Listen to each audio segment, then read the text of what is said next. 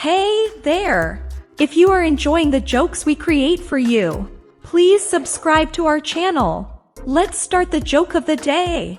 The wise old Mother Superior from County Tipperary was dying. The nuns gathered around her bed, trying to make her comfortable. They gave her some warm milk to drink, but she refused it. One of the nuns took the glass back to the kitchen. Remembering a bottle of Irish whiskey she received as a gift the previous Christmas, she opened it and poured a generous amount into the warm milk. Back at Mother Superior's bed, she held the glass to her lips. Mother Superior drank a little, then a little more. Before they knew it, she had drunk the whole glass down to the last drop. "Mother," the nuns pleaded, "please give us some wisdom before you die." She raised herself up in bed with a pious look on her face and said, "Don't sell that cow." In California, unleaded gas went to $4 a gallon last Thursday. Sister Marianne, who worked for a home health agency, was out making her rounds, visiting homebound patients, when she ran out of gas. Fortunately, an Exxon station was just a block away. She walked to the station to borrow a gas can and buy some gas. The attendant told her that the only gas can he owned had been loaned out, but she could wait until it was returned. Since Sister Marianne was on the way to see a patient, she decided not to wait and walked back to her car.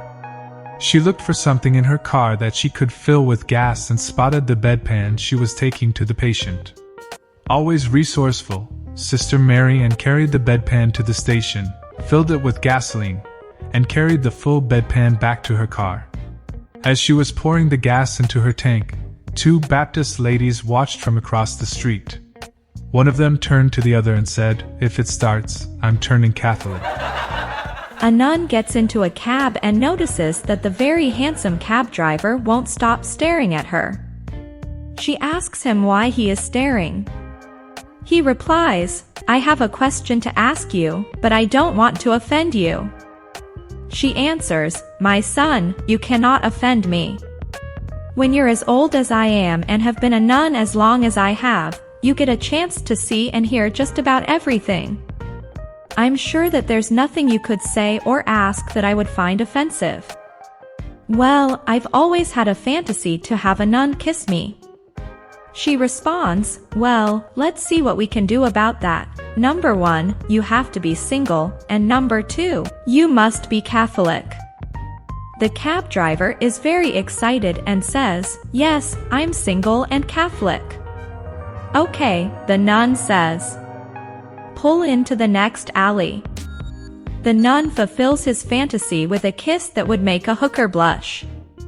But when they get back on the road, the cab driver starts crying. "My dear child," says the nun, "why are you crying?" "Forgive me, but I've sinned. I lied and I must confess, I'm married and I'm Jewish." The nun says, "That's okay. My name is Kevin, and I'm going to a fancy dress party."